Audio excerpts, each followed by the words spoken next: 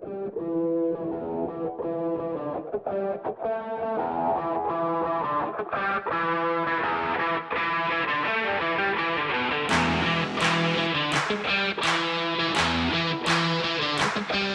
morning. Welcome to Flexcon Company.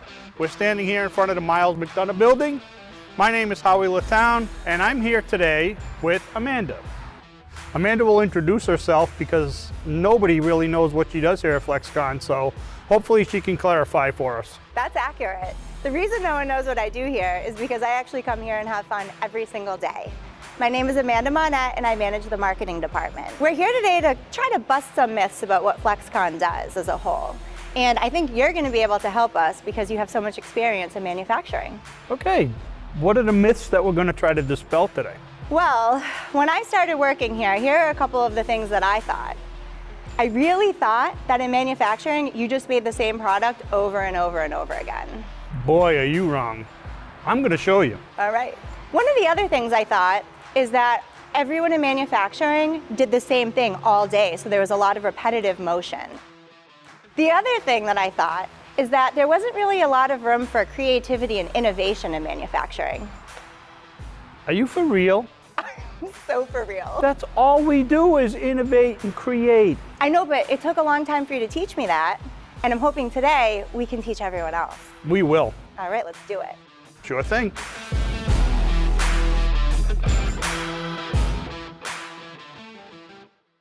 Welcome to Flexcon's History Room. The company was actually founded in 1956 by Miles McDonough. Miles previously worked selling vinyl and mylar materials in the industry and decided he might find a niche business for himself. So Flexcon started in a garage in the center of Spencer and actually moved to their first building here on Wall Street.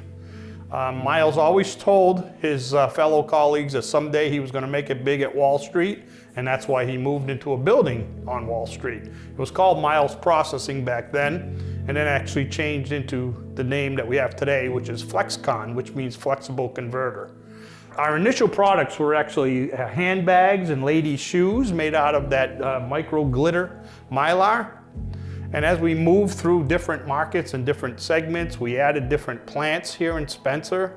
Then we started with overseas expansion. We headed west into Columbus, Nebraska, and from there we really have been an unstoppable company. So today we're actually an international company. So we have locations all over the world. And the standard process is pretty much the same. We make a material that goes to someone else and they add a little extra to jazz it up. So we're primarily producing rolls of white, clear, or silver product, and it goes to someone else and they're going to transform it by putting ink on it to print it, to make it a label that's going to go on something you pick up at the grocery store. Maybe it's a warning label on the lawnmower so you don't accidentally get hurt. And the process is pretty much that a customer has a challenge, they call Flexcon, and our customer service and technical service teams are going to work together to figure out if we have an existing product that's going to work. If we don't, then the magic really happens. We have an extensive research and development team, which we're going to show you shortly, and they'll work to develop a custom solution to that application.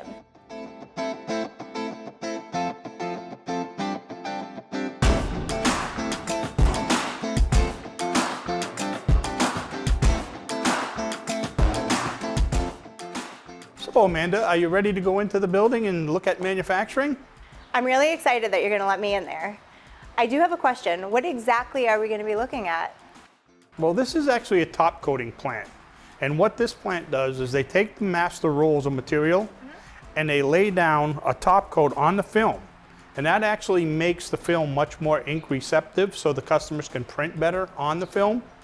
And we do 37 different types of top coatings on probably 5,000 different products. So you will see when we get in there, you'll see several machines doing different films, different top coats, different thicknesses of top coats.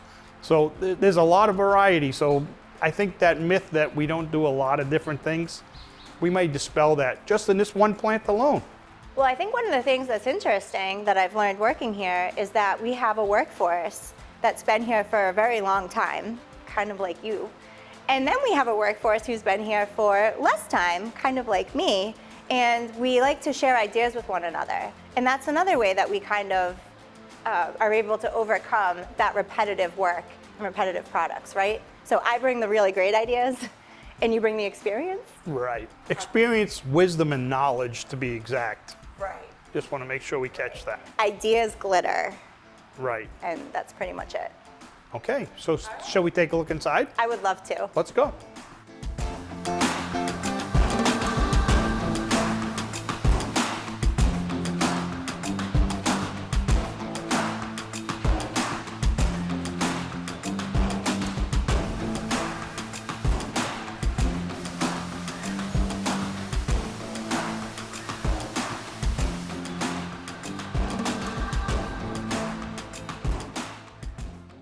Look at the variety of different products we have going here. And if you take a look at the machines, all the different cut sizes, you realize the skills that these operators need to have? We're always changing, we're always evolving, we're always looking for better ways of doing things. And these guys are at the forefront of all that change. They're the ones bringing the improvements and the ideas and suggestions how to make their job better and easier.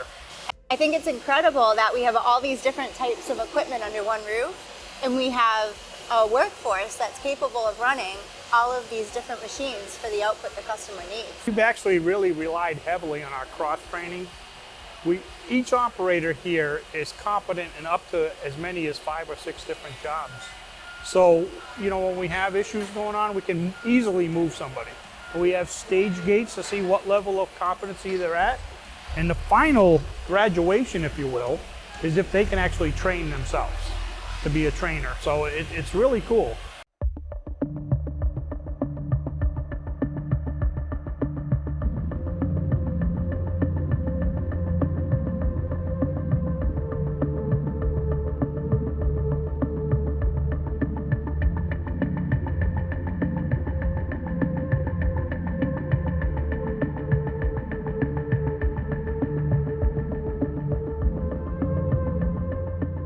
Amanda, now we're in the research and development building. This building was actually built in 2012. This particular portion of this R&D building is a CTH room, and I believe that stands for Customers Thank Howie. I'll support that. It's actually controlled temperature and humidity for doing testing. Yes, it is. You probably know a little bit more about this room than I do, so could you explain? So you're right, it's actually like a little bit balmy in this room right now. And the reason for that is so that they can perform peel testing on adhesives, and we've got a constant temperature. So we know that the results of that test are probably going to be pretty consistent. Not only do we have an entire building with staff dedicated to innovation, we have an entire business team dedicated to business and technology discovery. It helps us to challenge the myth about innovation belonging in manufacturing. Performance Products' philosophy is to use functional technologies to help make the world a better place. So that can be through energy conservation, that can be through better healthcare. So basically we're trying to find a path to the market to bring some of the technologies we have in order to make the world a better place. In working with technology companies and trying to find a way to push our current machines past where we have previously thought and the industry's previously thought can go. And they've created these technologies that now we see we can leverage to the wider market.